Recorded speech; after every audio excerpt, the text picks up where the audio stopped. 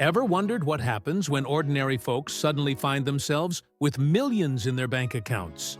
The 1980s gave us some of the most hilariously catastrophic lottery winners in history. From Nick Perry, who literally rigged the balls, to get his 666 fix, to Evelyn Adams, who defied 17 trillion to 1 odds by winning twice before blowing it all in Atlantic City. These financial fairy tales quickly turned into cautionary comedies. Get ready for a time-traveling tour through 10 jaw-dropping jackpot disasters. We've got ice cream vendors who melted their millions in 6 months, waitresses who served their ex-husband's bullets instead of alimony, and even a guy who sold himself the winning ticket. Before we begin, don't forget to smash that subscribe button. Unlike these lottery winners, it's one click that won't cost you millions. Number 1. William Budd. Talk about going from rags to riches to mega disaster. In 1988, William Budd Post III hit the Pennsylvania lottery jackpot for a whopping $16.2 million with just $246 in his bank account. This former orphan, who'd been bouncing between jobs as a circus truck driver, cook, and painter, thought his days of struggle were finally over. Boy, was he wrong. With his first annual check of $498,000, Budd went on a spending spree that would make your head spin. He bought a restaurant in Florida, a used car lot, and even a twin-engine airplane, despite not knowing how to fly. Within 3 months, he was $500,000 in debt. But that's not even the craziest part. His own brother tried to hire a hitman to kill him for the inheritance. Then his ex-girlfriend, who'd helped buy the tickets, successfully sued for 1/3 of his winnings. The cherry on top of this disaster sundae? Budd got arrested for firing a shotgun at a debt collector and was ordered to stay away from his 6th wife after shooting at her car. By 1996, he was completely bankrupt, having sold his mansion for pennies on the dollar. As Budd later admitted, "I wish I'd torn that ticket up." Number 2. Nick Perry. In the high-stakes world of television and lottery games, Nick Perry pulled off what might be the most audacious lottery scam in American history. As the charming host of Pennsylvania's daily number drawing in 1980, Perry didn't just announce the winning numbers, he decided them. Perry, born Nicholas Pericles Katsafanas, was already a local celebrity in Pittsburgh known for hosting Bowling for Dollars. But being famous wasn't enough for this schemer. He assembled an Ocean's 11-style crew, including a lottery official, a stagehand, and a TV art director to rig the drawing. Their masterful plan? Replace the original numbered balls with doctored ones, where all numbers except 4 and 6 were weighted down with latex paint. This meant only combinations of 4 and 6 could possibly be drawn.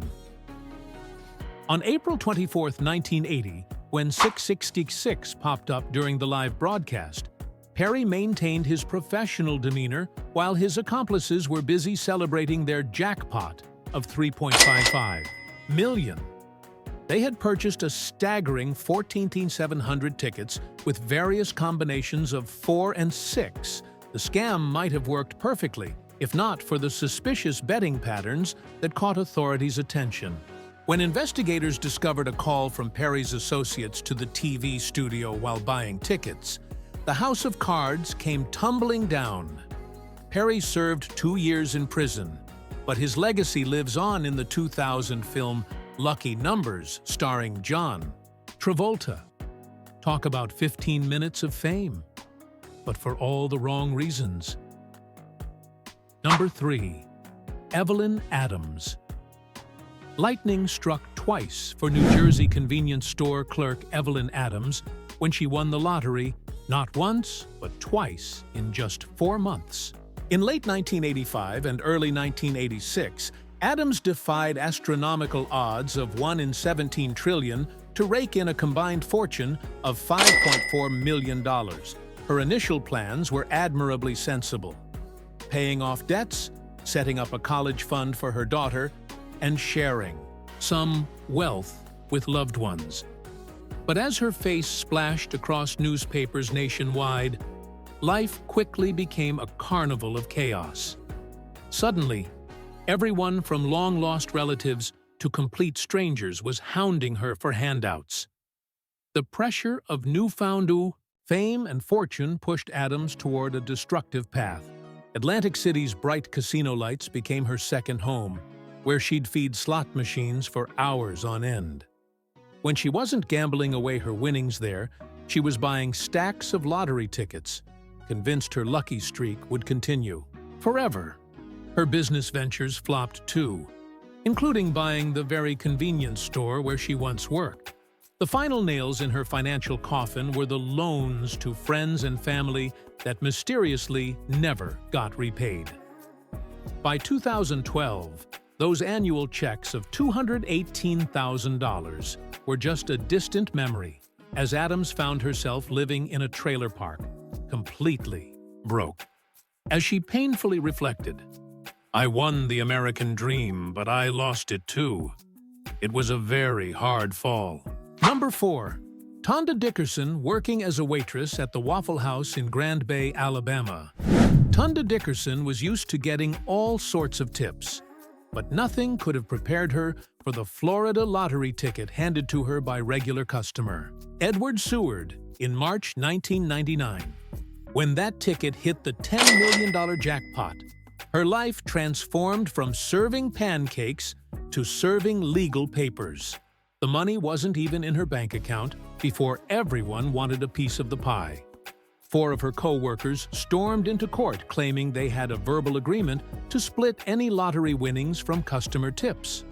A jury initially sided with them, until the Alabama Supreme Court stepped in, ruling that gambling agreements couldn't be enforced in a state where gambling was illegal. But that was just the appetizer of Tonda's legal buffet. The customer who gave her the ticket sued too, insisting she had promised to buy him a new pickup truck if she won. That case got tossed faster than week-old waffles.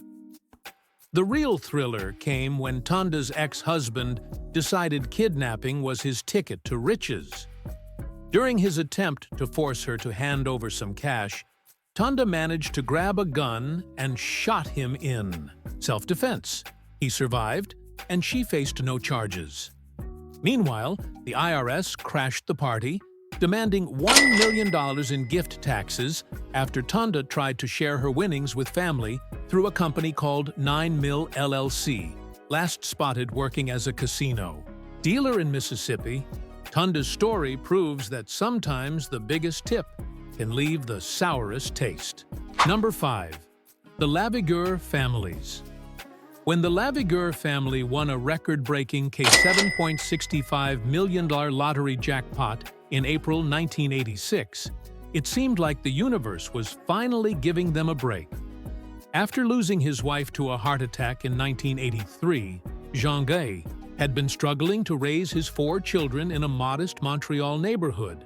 But this story has a twist that even Hollywood couldn't dream up. Jean-Guy lost his wallet containing the winning ticket just days before the draw. Enter William Murphy, a broke 28-year-old newcomer to Montreal who found the wallet, checked the numbers, and discovered he was holding a golden ticket to millions. Instead of disappearing with his newfound fortune, Murphy tracked down the Lavigueurs to return it. The language barrier almost ruined everything when Yves Lavigueur, who didn't speak English, initially turned Murphy away. Thankfully, Murphy returned with a bilingual friend, and the grateful family decided to share their windfall with him. The money couldn't protect the Lavigueurs from tragedy, though. Louise, the only child who didn't chip in for the ticket, sued her own father. She later died of heart failure at just 22. Michel committed suicide at 32, and Jean-Guy passed away in 2000. Their rags to riches to heartbreak story became so infamous, in Quebec that it inspired comics, books, and even a TV miniseries. Number 6. Timothy Schultz. In 1999, 21-year-old Timothy Schultz was just another Iowa gas station attendant making minimum wage when he decided to spend a single dollar on a Powerball ticket. Little did he know, he was about to sell himself a $29 million jackpot. Talk about being your own best customer. Timothy literally handed himself the winning ticket, creating one of the most ironic moments in lottery history. But his celebration was short-lived when co-worker Sarah Elder stepped forward with a bombshell claim she had supposedly chipped in 50 cents toward the ticket. This wasn't just a simple dispute over splitting millions, since Sarah was only 20 years old. Under the legal lottery playing age, her claim threatened to invalidate the entire jackpot. The Iowa Lottery Commission doesn't take kindly to minors participating in their games, even partially. As the case headed to court and media, attention intensified. Timothy's dream win teetered on the edge of becoming a nightmare. Then, in a surprising twist, just one day before their scheduled hearing, Sarah suddenly withdrew her claim. Was it a change of heart or a behind-the-scenes settlement? Nobody knows for sure. While Timothy kept his millions, the sudden wealth brought its own challenges.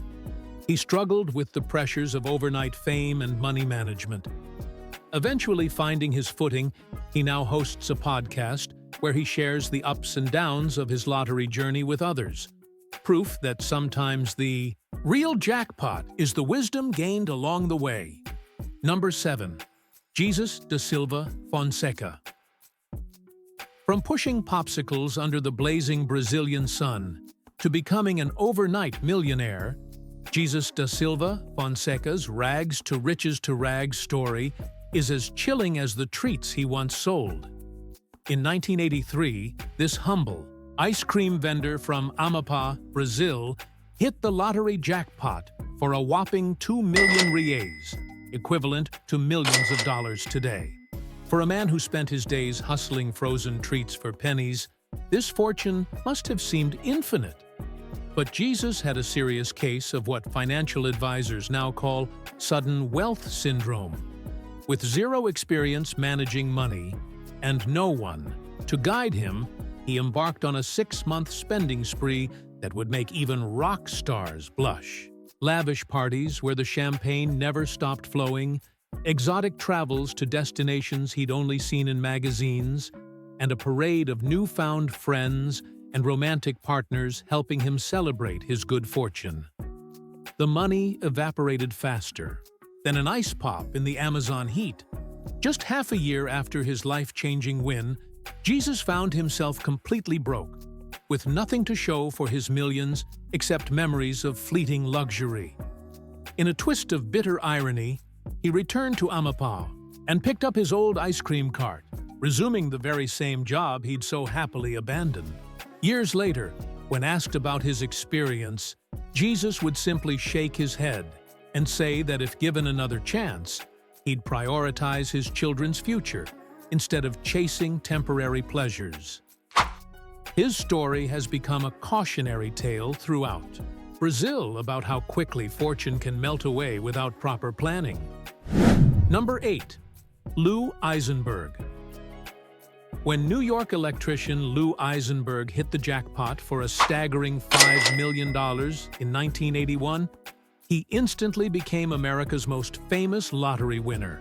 Back then, this was headline-worthy money, with annual payments of $250,000 flowing into his bank account for 20 years straight. Lou traded in his toolbox for first-class tickets faster than you could say wiring diagram. One day, he was fixing light fixtures in cramped New York apartments. The next, he was jetting off to exotic destinations, living the high life that had previously existed only in his daydreams. The self-proclaimed richest garbage man in America. He had worked briefly as a sanitation worker before becoming an electrician, became a regular on talk shows, happily sharing his rags-to-riches tale. He splurged on friends and family, showering them with gifts and spreading his newfound wealth with open hands. But Lou's financial expertise didn't match his generosity. His business ventures fizzled faster than faulty fuses, and his investments yielded returns that wouldn't power a nightlight. As each year's payment arrived, it disappeared just as quickly. When his 20 years of payments ended, reality hit harder than a 240-volt shock. The man who once had reporters chasing him for interviews ended up in a modest apartment in West Palm Beach, Florida, living primarily on Social Security checks. "I had a good time, and that's what counts," Lou would later say with a bittersweet smile. "But maybe I should have saved a little more for a rainy day." His cloudy financial forecast became a cautionary tale for future winners about the importance of planning for when the money storm ends. Number 9. Willie Hurt. When Michigan man Willie Hurt won a cool $3.1 million jackpot in 1989, he was living the American dream, married with 3 kids and a guaranteed $156,000 check arriving in his mailbox every year for 2 decades. But his luck ran out faster than his money. Just 24 months after his champagne-popping celebration, Hurt's life had completely unraveled. The culprit? A devastating crack cocaine addiction that swallowed his fortune whole. As his bank account drained, so did his family life. His wife divorced him, and he lost custody of his children. But the real nightmare was just beginning. In September 1991, Hurt's downward spiral reached its darkest point when he was charged with murder. According to shocked witnesses, Hurt and his 30-year-old girlfriend had been on a 48-hour bender of drugs and alcohol when something went terribly wrong.